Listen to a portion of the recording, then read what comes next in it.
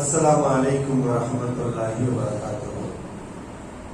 अल्हम्दुलिल्लाहि रब्बिल आलमीन वस्सलातु वस्सलामु अला रसूलिना मुहम्मदिन व अला आलिहि व ஸஹ்பிஹி அஜ்மஈன்। எல்லாம் வல்ல அல்லாஹ்வின் நல்லடியார்களே, நபிகள் நாயகம் ஸல்லல்லாஹு அலைஹி வஸல்லம் அவர்கள் ஆரம்பகால அழைப்பு பணியின் போது நபித்தோழர்கள் எப்படி பல்வேறு துன்பங்களை அனுபவித்தார்களோ அதே போன்று ரசூலுல்லாஹி ஸல்லல்லாஹு அலைஹி வஸல்லம் அவர்களும் பல்வேறு துன்பங்களை அனுபவித்தார்கள். நபி ஸல்லல்லாஹு அலைஹி வஸல்லம் அவர்கள் வழமையாக காபாவிற்கு சென்று தொழுவது அவர்களுடைய வழமையாக இருந்தது. ஒரு முறை அவர்கள் காபாவில் தொழுது கொண்டிருக்கும் போது அபூ ஜஹல் குறைஷிகளிடம், இப்போது நான் முஹம்மதை என்ன செய்கிறேன் என்று பாருங்கள் என்று சொல்லி ஒட்டகத்தின் உடலை கொண்டு வந்து நபி ஸல்லல்லாஹு அலைஹி வஸல்லம் அவர்கள் சஜ்தாவில் இருக்கும் போது அவர்களுக்கு மேல் அதை அவன் போட்டு விடுகின்றான். நபி ஸல்லல்லாஹு அலைஹி வஸல்லம் அவர்கள் எழ முடியாமல் சிரமப்படுகின்றார்கள். இந்த தகவல் நபி அவர்களுடைய அருமை மகள் ஃபாத்திமா ரலியல்லாஹு அன்ஹா அவர்களுடைய காதுக்கு செல்கிறது. உடனடியாக அவர்கள் விரைந்து வந்து அந்த ஒட்டகத்துடனை அப்புறப்படுத்தி அந்த இடத்தில் நபிகள் நாயகம் ஸல்லல்லாஹு அலைஹி வஸல்லம் அவர்கள் அல்லாஹ்விடத்திலே கையேந்துகிறார்கள். அல்லாஹும்ம அலைக பி குரைஷ், யா அல்லாஹ் இந்த குறைஷிகளை நீயே பார்த்துக்கொள், அல்லாஹ்விடத்திலே ஒப்படைக்கின்றார்கள்.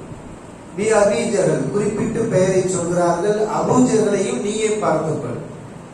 அன்றைக்கு பாதிக்கப்பட்ட ரசூலுல்லாஹி ஸல்லல்லாஹு அலைஹி வஸல்லம் அவர்கள் அல்லாஹ்விடத்திலே கையேந்தி இவ்வாறு துஆ செய்தார்கள். அதனுடைய விளைவு குறிப்பிட்ட சில ஆண்டுகளில் அபூ ஜஹல் கொலை செய்யப்பட்டு பாழடைந்த கிணற்றிலே, பத்ர் கிணற்றிலே தூக்கி வீசப்பட்டார்.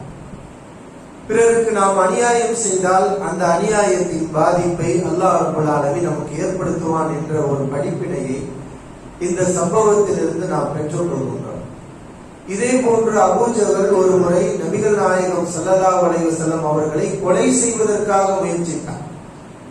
குறைஷிகளிடத்திலே அவன் சொன்னான், முஹம்மது நபி அவர்கள் வருவார், இப்போது நான் அவரை என்ன செய்கிறேன் என்று பாருங்கள் என்று சொல்லிவிட்டு பெரிய கல்லை எடுத்து நபி ஸல்லல்லாஹு அலைஹி வஸல்லம் அவர்கள் சஜிதாவில் இருக்கும் போது அவர்களுடைய தலையில் போடுவதற்காக அவன் வருகின்றான். நபி ஸல்லல்லாஹு அலைஹி வஸல்லம் அவர்களுக்கு அபூ ஜஹல் நோவினை தான் கொடுக்க முடிந்தது, ஆனால் நபி அவர்களை கொல்ல முடியவில்லை. காரணம், அல்லாஹ் சுப்ஹானஹு வ தஆலா ரசூலுல்லாஹி ஸல்லல்லாஹு அலைஹி அவர்களை கொல்ல முடியாது என்று அவன் பொறுப்பெடுத்திருக்கிறான். நபி அவர்களுடைய தலையிலே கல்லை போடுவதற்காக பெரிய பாறையை எடுத்துக்கொண்டு அபூ ஜஹல் நபி அவர்களுக்கு பக்கத்தில் வந்து நிற்கின்றான். கல்லை போடுவதற்கு அவன் முயற்சிக்கக்கூடிய நேரத்தில் அவன் பயந்து போய், அதிர்ந்து போய், அவனுடைய முகத்தின் நிறங்கள் மாறி அவன் பின்வாங்கி விடுகின்றான்.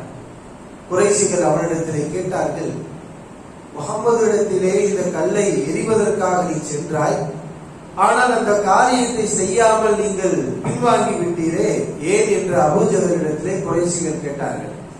அப்போது அபூ ஜஹல் சொன்னான், நான் கல்லை அவர் மீது எறிவதற்காகத்தான் சென்றேன். அவருக்கு பக்கத்தில் நான் வந்தவுடன் ஒரு ஆண் ஒட்டகம், மிகப்பெரிய ஒரு ஆண் ஒட்டகம் என்னை கடிப்பதற்காக வந்தது. நான் நெருங்கி இருந்தால் அதை என்னை கடித்திருக்கும், எனவே நான் விலகி விட்டேன் என்று அவர் சொன்னார். இந்த செய்தி நபிகள் நாயகம் ஸல்லல்லாஹு அலைஹி வஸல்லம் அவர்களிடத்திலே சொல்லப்பட்ட போது ரசூலுல்லாஹி ஸல்லல்லாஹு அலைஹி வஸல்லம் அவர்கள் சொன்னார்கள், அந்த ஆண் ஒட்டகம் வேறு யாரும் இல்லை, அவர் வானவர் ஜிப்ரீல் அலைஹிஸ்ஸலாம். அவன் மட்டும் என் அருகில் வந்து நெருங்கி இருந்தால் ஜிப்ரீல் அலைஹிஸ்ஸலாம் அவனை கடித்திருப்பார்கள், பிடித்திருப்பார்கள் என்று ரசூலுல்லாஹி ஸல்லல்லாஹு அலைஹி வஸல்லம் அவர்கள் சொன்னார்கள். இப்படி அல்லாஹ் சுப்ஹானஹு வ தஆலா தன்னுடைய அருளினால், கிருபையினால் நபிகள் நாயகம் ஸல்லல்லாஹு அலைஹி வஸல்லம் அவர்களை யாரும் கொலை செய்ய முடியாதவாறு பாதுகாத்து வந்தான். வாஹிரு தஅவானா அல்ஹம்துலில்லாஹி ரப்பில் ஆலமீன். அஸ்ஸலாமு அலைக்கும் வரஹ்மத்துல்லாஹி வபரகாத்துஹு.